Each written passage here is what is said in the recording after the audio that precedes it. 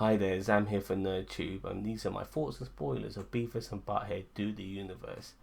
So, I used to watch Beavis and Butthead back in the day, we're talking late 90s, early 2000s, and those were my stony years for sure. And I very much appreciated the show for what it offered and how it was amusing for what it was at that particular time. I kind of forgot what Beavis and Butthead were about going into this movie, but boy, did I get a reminder. And this film is a fantastic slice of nostalgia. Now, we do remain in the 90s at the beginning of this movie, and our young lads, they end up being very lucky because they've been mistaken for being geniuses because they fuck around with a particular device in space camp that makes them very amused because this device is a cylindrical device that goes in and out of this shaft, and because it obviously resembles fucking, they get a lot of amusement out of it. But NASA sees a couple of lads who've been playing with this device for like 14 hours straight, and they've mastered this device to such a degree that they think, damn, these two kids, they're very, very smart. We need to bring them on our space program. And then these two kids go on the space program, and they end up going into space as well, and they want to score with this particular astronaut, the one you can see on the far side of my screen. Her name is Serena, and it's a misunderstanding as well because Serena thinks that they're a couple of smart lads who are child geniuses, so to speak, but these two dickheads, Beavis and Butthead, think that Serena wants to have sex with them, and if they go into space, that they'll have sex with her in space.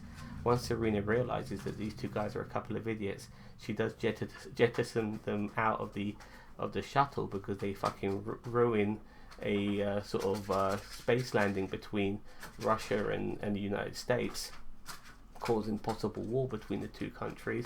So she gets her revenge on them by throwing them out of the space shuttle, and then Beavis and Butthead go through a black hole and end up in the year 2022. Now, this is where it gets very interesting because now they're in our time, and initially at the beginning of the film we start in 1998.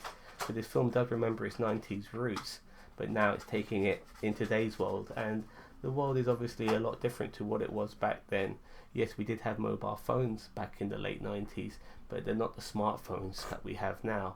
So when Butthead gets hold of a smartphone because his family accidentally gives him one because they think he's going to take a picture of them, and then the family ends up falling over the edge of a balcony, killing themselves. Butthead's got this mobile phone, and before he knows it, he's able to pay for things on this phone. So they've got no money in their pockets, but they've got this phone, and that entitles them to go around town paying for things, mainly nachos, and living in penthouse suite restaurants and stuff like that. But at the same time, they're also being chased by the FBI, and Serena is still around in this particular time period, but now she's a lady who wants to be governor as well. And when she realizes that Butthead and Beavis are still alive, she thinks, damn, they're going to blackmail me and set me up, so she wants to get them killed. The FBI wants to get Beavis and Butthead killed because they think there might be aliens or spies or something like that when they realize that they've come through a time portal and all of that.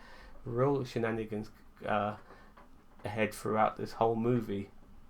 But this film is never side-splittingly funny. There are some moments that are quite hilarious, like when Beavis and Butthead realise they have white privilege, so to speak. They go to university and they're talking on social issues, and white privilege is mentioned, and there's some funny moments during the course of all of that. But when they realise they think they have white privilege, they just start basically doing what the hell they want, literally. But even that doesn't work for these two young lads, and they end up in jail, and then they end up getting thrown out of jail as well because the warden gives them more credit than they deserve. Once again, we see Cornholio whilst he's in jail, whilst the Beavis and Butthead in jail, because Beavis ends up eating a lot of drugs when there's one particular drug dealer in jail who's trying to hide those drugs, and he gives it to Beavis, and Beavis eats it all, and then he does the old Cornholio thing, but even that doesn't last too long. It just lasts long enough. Just shenanigans ahead. We see alternative universes of Beavis and Butthead as well, and we see a whole bunch more near the end of the movie. And one of the things that they all have in common, every Beavis and Butthead, is that none of them are able to score. Even Beavis himself, he actually has like a little love interest in this movie, but it's not with Serena, who he assumes he's having a love interest with. It's with Siri, or the mobile phone Siri. because he says the word seriously and that activates Siri.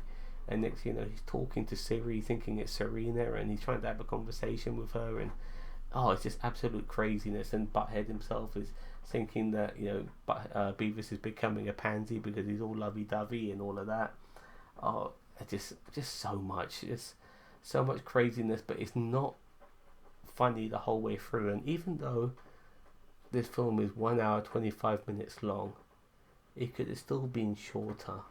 It did feel quite long for its time, and I did enjoy it, but it's just weird in a way. I wish it wasn't always as funny as it should have been, which is not necessarily a discredit to this movie, because I did enjoy it regardless. But it does have its lulls, nevertheless. But I think I'm a bit giddy about it because I did find it amusing and nostalgic, and that's probably the best things I can say about it. I was chuckling a little bit like Beavis and Butthead does. I was going